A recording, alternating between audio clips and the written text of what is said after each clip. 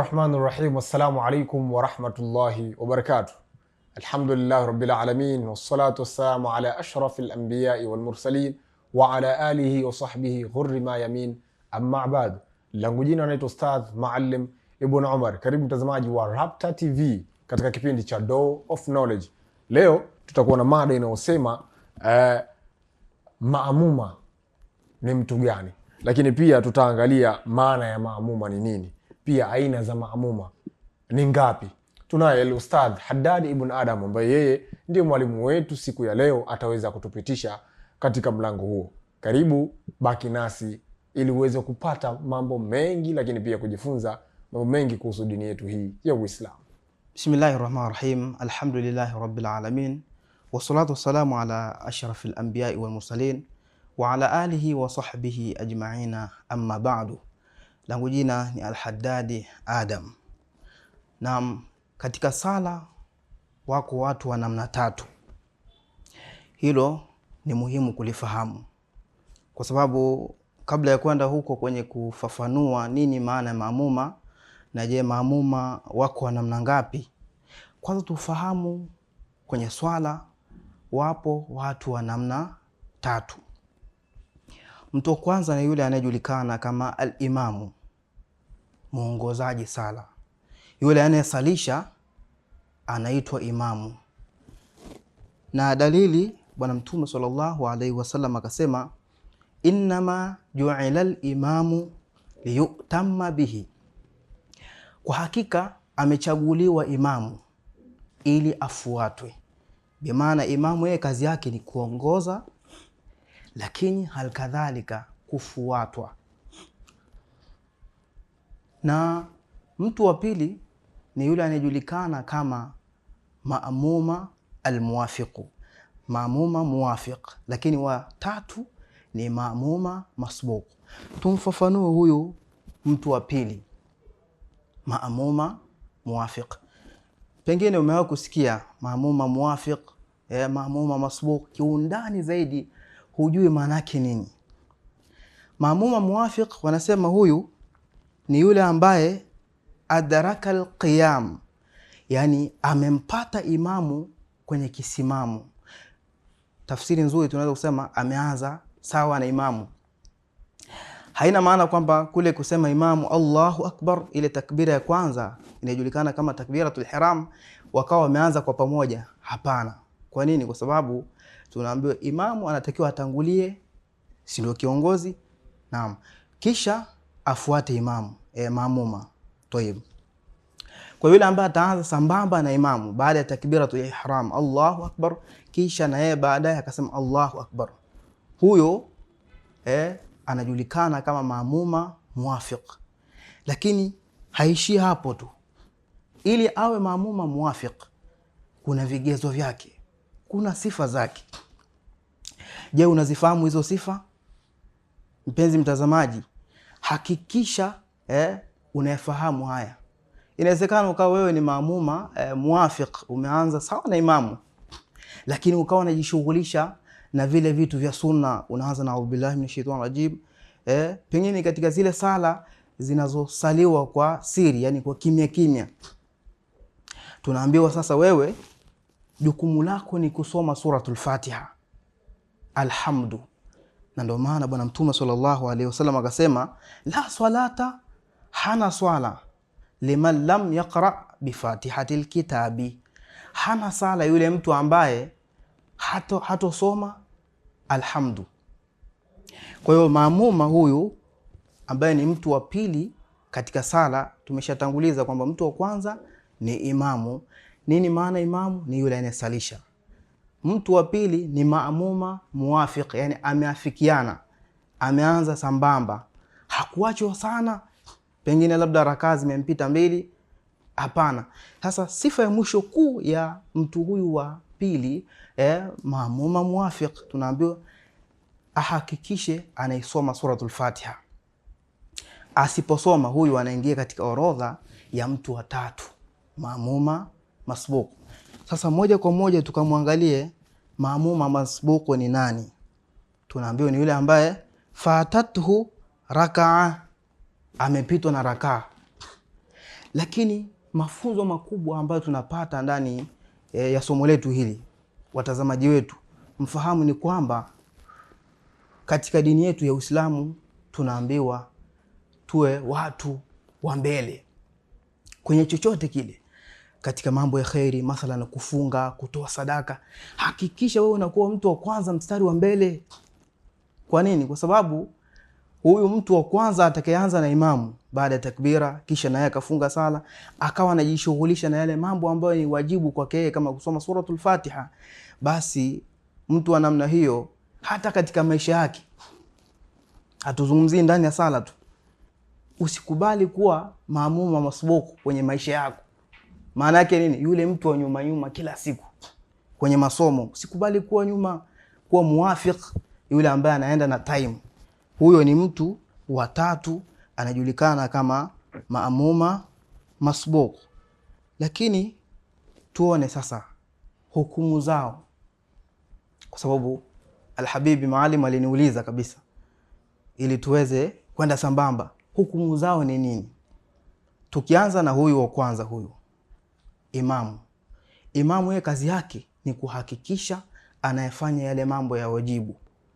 Kama mfano anasalisha sala ya subhi inayoswaliwa kwa sauti, sala ya maghribi kwa sauti, isha kwa sauti, ahakikisha anasoma suratul Fatiha. Baadhi almadhahib wanasema kwamba inaposoma Qur'ani basi nyamazeni, kaeni mtulie, wakitumia hiyo kama hoja ya kwamba anaposalisha imamu katika sala za sauti, maamuma wao si wajibu kusoma suratul Fatiha. Baadhi yao wanasema hivyo, naam toba, lakini baadhi yao wanasema hapana, la salata liman lam yaqra bi fatihatil kitabi, hana sala yule ambaye hatoshughulika kuisoma suratul Fatiha. Kwa hiyo kivyo vyote vile, wewe imamu hakikisha unaisoma suratul Fatiha. Lakini hukumu ya huyu mtu wa pili na watatu, basi wahakikisha unasoma suratul Fatiha. Ukisoma suratul Fatiha, hukumu ya huyu muwafiq, tunaambiwa akirukuu imamu naye amfuate. Kwa nini? Innama ju'ila al-imamu liutamma bihi. Leo kuna jambo moja limezuka baya sana, ndugu zangu Waislamu, kwamba pengine wewe imamu unabifu naye, unajichelewesha, udhu unao pengine, lakini unaona sasa huyu Sheikh Maalim huyu bwana hazivani, haziendani. Tambua kwamba ibada humfanyii mtu. Chuki zako weka pembeni ili uweze kupata daraja ya jamaa, lakini uweze kuwa katika maamuma bora ambaye ni muwafiq. Hakikisha unajiandaa mapema, unakuwa na udhu mapema. Lakini unapoingia katika ibada, tunasisitiza usishughulike na yale mambo ya sunna. Wakati imamu pengine anasoma suratul Fatiha, tunaambiwa wewe sasa msikilize. Akiimaliza ile suratul Fatiha, na wewe shughulika na suratul Fatiha. Kwa nini? Kwa sababu suratul Fatiha ni nguzo. Lakini tukisema tusishughulike na suratul Fatiha, tunashughulika na mambo mengine, inaweza katokea leo natoka kama faida kwamba inawezekana maamuma huyu ni muwafiq, si ndio Sheikh Maalim? Kawai sawa na imamu, baada ya takbiratul ihram naeka kaunga, lakini kuna jambo moja, huyu ana kigugumizi. Ndio. Yeye mpaka aje imalize suratul Fatiha, pengine imamu tayari kasharukuu. Huyu tunaambiwa anapewa nafasi, ofa. Kama ilivyo ofa tunapata katika mambo yetu huko katika miamalati, katika miamala, basi na huku pia ofa zipo. Kama ambavyo tutakuja kuona katika vipindi vijavyo, ofa kwenye dini ni nini. Sasa anapewa nafasi 3 au nguzo 3, lakini awe na sifa ya bati al-qiraa. Huyu ni muwafiq. Tunaelezea hukumu ya mtu ambaye ameanza sawa na imamu au amediriki kusoma suratul Fatiha. Tunaambiwa kama atakuwa mzito, ana changamoto zake, ile alhamdu mpaka aje isome tu pengine ile aya ya kwanza bismillah inachukua time muda mrefu sana. Tunaambiwa yeye ahakikishe zisimpite nguzo 3. Bimaana akirukuu imamu, ye bado. Kwa nini amepewa nafasi hii? Kwa sababu yeye ni muwafiq, amewahi. Lakini tukija kwa huyu masbuq, huyu tunaambiwa akija moja kwa moja anyooke katika kusoma suratul Fatiha. Sasa hadithi ile bwana Mtume sallallahu alaihi wasallam inasema hakuna swala kwa yule ambaye hakusoma nini? Alhamdu. Sasa tujiulize, huyu mtu wa tatu maamuma masbuq, si huwa inatokea kakuta pengine ghairil maghdubi alaihim wala dhalin, anaambiwa asishughulike na audhu billahi ni Allahu akbar kabira, si wajhatu wajhiya, aanze moja kwa moja na suratul Fatiha. Mathalan akisoma akaishia kati, hukumu tunaambiwa suratul Fatiha basi itaporomoka, atabebwa na imamu. Lakini endapo atasema mimi nataka kusoma suratul Fatiha, kisha imamu akarukuu, akaitidali, yeye bado akasujudu, akidhani kwamba kusoma suratul Fatiha kwa huyu masbuku ni wajibu kuliko kumfuata, na kule tumeambiwa ju'ila al-imamu liyutamma bihi, yeye kazi yake ni kumfuata huyu masbuku. Kwa hiyo sasa akiishia njiani, basi ni wajibu yeye imamu akirukuu naye afanyaje? Arukuu. Tutofautishe, muwafiq yeye atapewa nafasi kutokana pengine na dharura zake na nyudhuru zile za kisheria, ni mzito, ana changamoto pengine basi huyu atawajibika kusoma alhamdu. Lakini kwa huyu mwingine masbuq, yeye ni wajibu kumfuata. Kwa nini? Kwa sababu akienda tofauti na imamu hakuna sala hapo. Pengine niulize swali Ustadh Haddad. Inawezekana huyu uliyosema kuwa yeye sio muwafiki, huyu ambao ni masbuq amekuja katika swala, imamu pengine ikashaenda rukuu, yeye akaona ni wajibu, kwa yeye anapojihisi kuwa ni wajibu kumalizia ile ama kusoma ile suratu al-Fatiha. Imamu kasha rukuu, kaitidali, kisha yeye sasa ndo akaenda kurukuu, alafu anaitidali, wakati huo imamu kisha pomoka kwenda sijida. Je, mtu huyu kisheria, hukumu ya Kiislamu, anahesabika raka ile kaipata ama inakuwa vipi? Swali lako ni zuri sana, mashallah, jazakallahu khaira.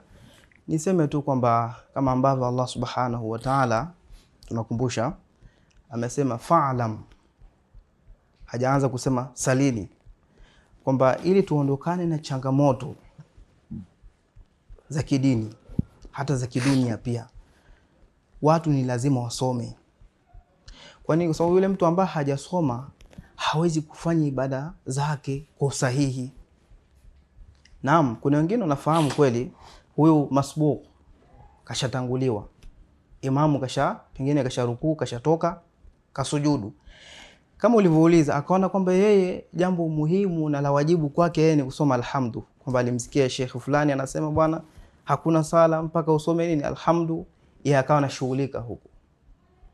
Huyu kama anafahamu kwamba kufanya hivyo sala inabatulika na hana udhuru kisheria, basi sala yake itabatulika. Lakini itabatulika atakapopitwa na nguzo tatu: karukuu, nguzo ya kwanza; kaitidali, nguzo ya pili; kasujudu, nguzo ya tatu. Tufahamu masbuku ni mtu, muwafiq ni mtu pia kadhalika. Chagua wewe, ima uwe muwafiq mwenye daraja nyingi, hasa pale atakapokwenda sawa na vile vigezo ambavyo inatakiwa yeye kuwa navyo, au uwe masbuq. Hasa huyu mwingine akichelewa, basi tunamwambia elimu ya fiqhi uende moja kwa moja. Kwa nini? Kwa sababu kuna hadithi nyingine sikumbuki Kiarabu chake, lakini bwana Mtume sallallahu alaihi wasallam alikuwa anatufundisha namna gani tunaweza kutekeleza ibada zetu. Akasema ukimkuta imamu yuko kwenye rukuu, si ndivyo basi rukuu na wewe. Yuko kwenye itidali, na wewe hapo hapo. Kwenye sijida, hapo hapo. Kwa nini? Kwa sababu ukijishughulisha na mambo mengine yatakupita mambo ya wajibu. Na kwa kuwa imamu amewekwa ili tumfuate, basi sisi jukumu letu, wajibu wetu ni kumfuata imamu. Kama ilivyo nje na ibada, kiongozi wako wewe lazima mfuate tu. Ukienda kinyume na imamu na kiongozi, basi wewe si mtu wa maana, si mtu wa sawasawa. Kwa hiyo kwa ufupi, jawabu ni kusema kwamba itampita rakaa endapo atajishughulisha na alhamdu, muda ukawa mrefu mpaka kiasi ambacho zikawa zimempita rukuu. Nguzo ngapi? 3. Lakini endapo atafanya haraka wapesi, kasoma alhamdu akaona si sahihi, acha nifuate, pengine hata kwa kule kuona tu wengine wanarukuu na yakarukuu, kwa sababu muda mwingine kuna elimu zile za vitendo, kwamba hata kama kweli hujui, kuna ile language yenyewe inakufahamisha kwamba hapa haya mazingira si sawa sawa. Kubwa zaidi ni kuhakikisha wewe unajifunza elimu ya fiqh ili uweze kufanya ibada zako kwa usahihi. Naam. Kuna mtazamaji wetu pia ameweza kutuuliza swali, lakini yeye swali lake ni ile ile nilouliza mara ya kwanza, lakini anauliza kwa upande sasa wa mtu ambaye ni muwafiq. Naam. Yule ni masbuku tulouliza, lakini huyu sasa ni muwafiq. Naam. Kuna mwingine ni mtu ni muwafiq, lakini anakuwa anachelewa kumfuata imamu wakati ameshaenda katika rukuu aidha ama katika sijida. Yeye anakuwa bado amesimama, pengine anakuwa bado amerukuu, lakini imamu, tuchukulie sasa imamu ametoka katika qiyamu, ameshamaliza maana ya kusoma sura zile, amerukuu. Huyu ambaye mtu ni muwafiq, yeye bado hajarukuu, imamu tayari keshatoka katika rukuu, yupo katika itidal. Swali, huyu atakuwa ameshapitwa na rakaa, huyu mtu ambaye ni muwafiq, kwa kule kuchelewa kumfuata imamu amla? Na kama atakuwa amepitwa na rakaa, hiyo rakaa atailipa? Umefahamu Ustadh Haddad? Lakini tungependa pia kujua na watu wale ambao swali lingine manake. Watu wale ambao huwa wanaswali ama wanamwahi imamu, wanamtangulia katika zile rakaa. Yaani imamu hajakwenda katika rukuu, yeye tayari kisha kwenda katika rukuu. Imamu hajakwenda katika sijida, tayari yeye kisha pomoka kwenda katika sijida. Hii iko vipi katika hukumu ya kisheria ya Uislamu? Kwenye swali lako hili la kwanza kuna vipengele kadhaa. Kipengele cha kwanza ni kile ambacho tulikitanguliza awali, kwamba kuna mwingine yeye anaanza kushughulika na vitu vingine. Tufahamu, yani tuweke wazi tu bayana, watu waelewe kwamba kule kuanza na a'udhu billahi, ile dua ya ufunguzi wa sala, ni sunna. Kanuni, usishughulishwe na vitu vya sunna endapo muda utakuwa ni mdogo, si ndivyo? Kwa sasa moja kwa moja huyu muwafiq, kama pengine alianza na hayo mambo, basi yeye ni lazima aende moja kwa moja kwenye kurukuu. Lakini sasa umeuliza, je, rakaa itakuwa imempita? Ili awe amepitwa na rakaa ni pale atakapoinuka imamu, kwa sababu rakaa hupatwa pale unapompata nani? Imamu kwenye rukuu. Na ndio maana wakati mwingine tunaambiwa ni sunna kumsubiri maamuma pale, lakini usisubiri muda mrefu sana, kwamba huyu ni shekhe wangu au huyu ni nani. Ni karaha, ni makuruhu. Kwa sasa kama huyo mtu kaamua kushughulika na mambo mengine, mathalan dua ya ufunguzi na mambo mengine, au kuna mwingine anajisahau mambo mengi anawaza mambo ya kidunia, mwisho akakumbuka sikusoma suratul Fatiha, subhanallah, huyu pia anaingia katika orodha ya wale ambao wanapewa nafasi. Wa kwanza ni yule mzito, ana changamoto, ni mzito, si ndivyo? Huyo anapewa nafasi. Mtu wa pili ni yule ambaye tayari alisahau, kwa sababu dini yetu ni nyepesi na hakuna atakaye ikaza hiyo dini. Kwa sasa dini inakupa nafasi wewe, kusahau kupo. Naam, wakati mwingine hata imamu anasahau, maamuma anasahau. Ili thibiti hata Bwana Mtume sallallahu alaihi wasallam atakuja kuona katika kipindi kingine alisahau. Yule bwana akamkumbusha, bwana unasalisha rakaa 5. Kwa hiyo sahau ipo tu. Kama ipo, je, kisheria sasa ikoje? Tunasema huyu anapewa nafasi.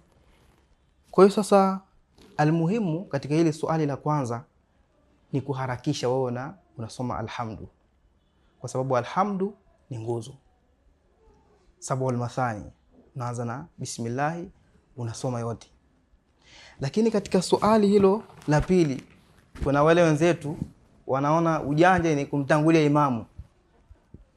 Kama tulivyosema, imamu amechaguliwa ili afuatwe, bi maana idha kabbara akipiga takbira na wewe kuanzia mwanzo kule.